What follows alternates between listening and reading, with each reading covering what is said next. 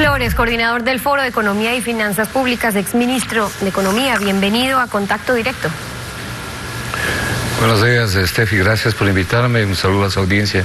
Buenos días. Hoy la Asamblea debe tratar la Proforma 2019, mañana vence el plazo y con todo este avispero político levantado en el caso de la vicepresidenta hay que ver qué resuelven. Ahora, como primera observación en el tema, ¿usted cree que en la Proforma no cabe compararlo con el presupuesto codificado 2018? Dejemos claro eso. Una cosa es decir, hemos disminuido el gasto en tanto, pero en cambio, si comparamos con lo ejecutado, no lo que pusieron en el papel, ¿qué casos se presentan? Primero, permítame rápidamente expresar a nombre del Foro de Economía y Finanzas Públicas, de todos quienes lo hacemos, y en mi propio nombre, nuestra solidaridad y condolencia al doctor Pino Argote ante el fallecimiento de su señora esposa. Gracias de su parte.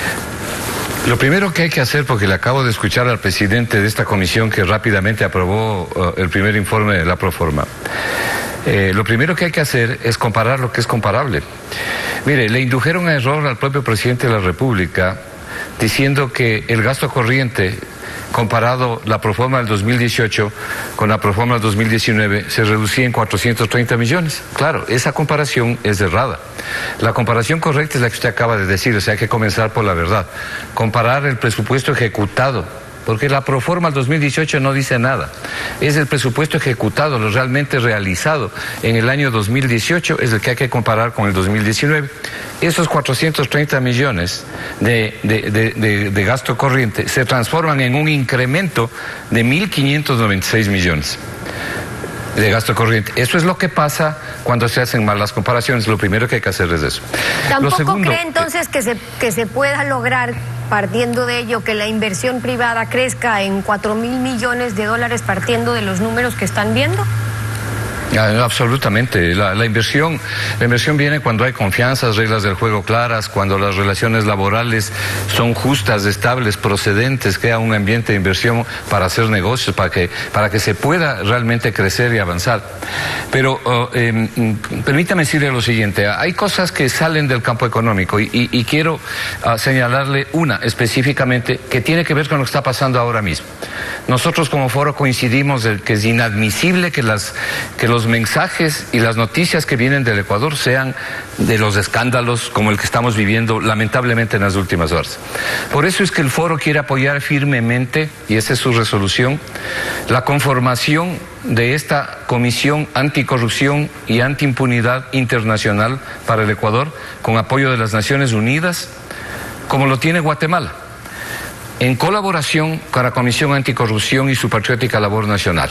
De manera que el foro apoya firmemente esto para que los mensajes del Ecuador hacia el mundo sean positivos. Porque es un tema que además lo ofreció el propio presidente. Ahora, el problema no es hablar sobre esto negativo que puede pasar. El problema es que pase, porque una vez que pasa, hay que hablar sobre esos temas de lo que está ocurriendo en nuestro país. Ahora, ustedes dicen, bueno, eso es algo importante porque atraería, dando seguridad jurídica, también atraemos la inversión. Para esa inversión privada y externa, también los impuestos excesivos ahuyentan la inversión productiva a países que tengan mejores condiciones.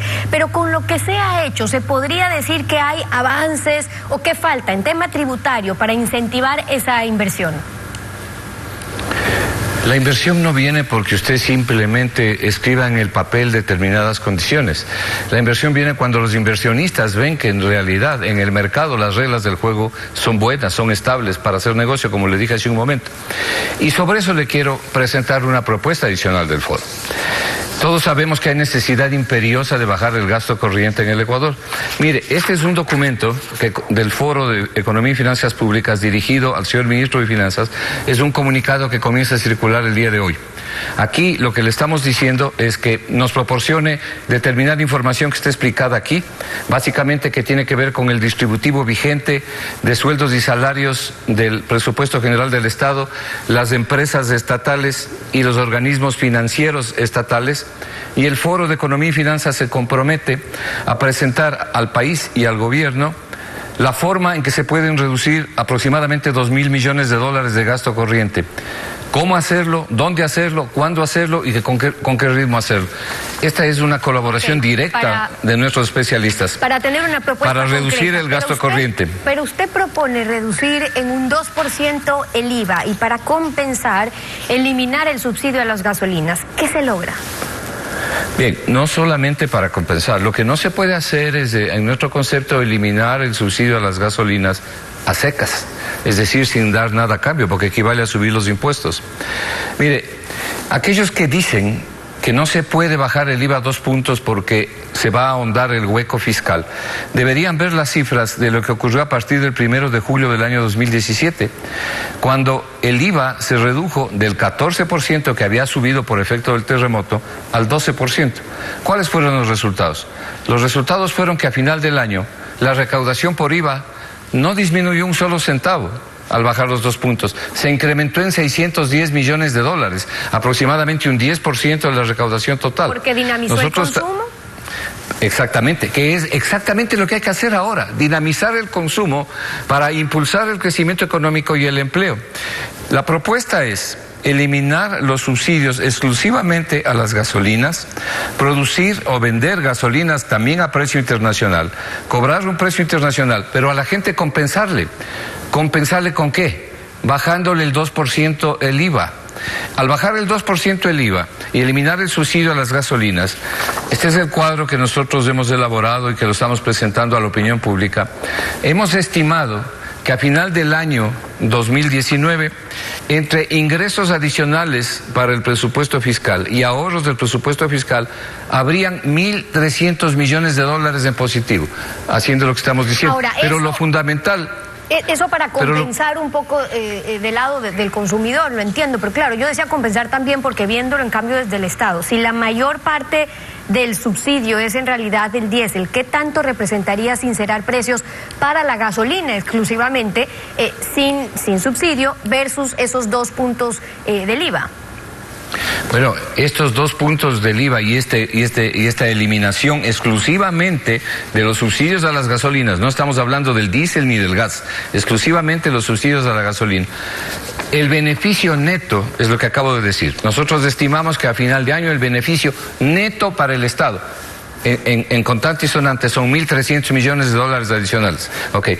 Pero lo fundamental está en la reactivación de la economía, en la actividad económica. ¿Quiénes crean empleo en el Ecuador? Se dice que son los empresarios, las empresas. No, los empresarios y las empresas son el medio correcto, idóneo, adecuado para generar y crear empleo. Los que crean empleo son los consumidores. Pero para poder hacer eso, el consumidor necesita capacidad adquisitiva. La proporción marginal, la preferencia por liquidez del consumidor, o sea, el dinero que la gente tiene en el bolsillo, ha aumentado. No han aumentado los depósitos en los bancos, ha aumentado la cantidad de dinero en el bolsillo de la gente. Si reducimos 2 puntos del IVA, el impacto sobre el consumo va a ser todavía mayor y dinamiza la economía. Paralelamente le presenta al gobierno una opción económica y política de eliminar los subsidios a las gasolinas y, por supuesto, precio internacional de gasolina, pero gasolina también con calidad internacional.